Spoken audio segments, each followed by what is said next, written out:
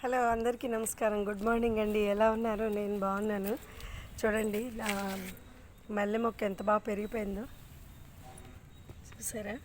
ఇదిగో అవి ప్రూనింగ్ చేసి మొత్తం అంతా క్లీన్ చేశాను కదా, చాలా బాగా పెరిగింది.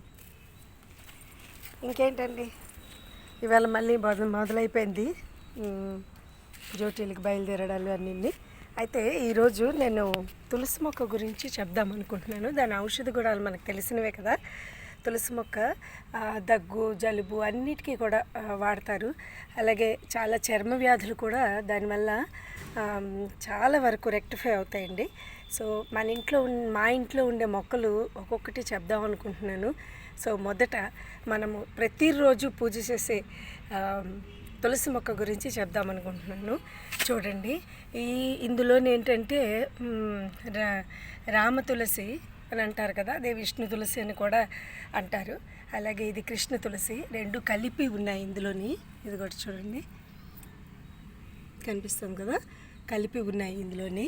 సో ఈ రెండింటిని కలిపి పూజ చేయాలి అని అంటారనమాట. సో అలాగే ఇంకొకటి ఏంటంటే ఇది మింట్ తులసి అండి. చూడండి, ఇది మింట్ తులసి ఉన్నది. ఆ మింట్ తులసి మొత్తం మొక్క అనమాట. ఇది ఒక్క ఆకు తింటే మనకి మింట్ లాగా అనిపిస్తుంది అనమాట. పూర్తిగా పుదీనా టైప్ కొంచెం ఫ్లేవర్ ఉంటుందన్నమాట. అలాగే ఇది ఏమో ఇది ఒక తులసి.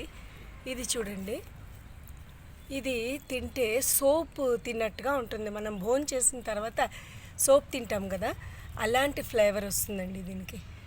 ఇది అలాంటిది. మొత్తం మీద మా ఇంట్లోని రెగ్యులర్ 2 తులసులతో పాటు మరొక 2 తులసులు ఉన్నాయండి.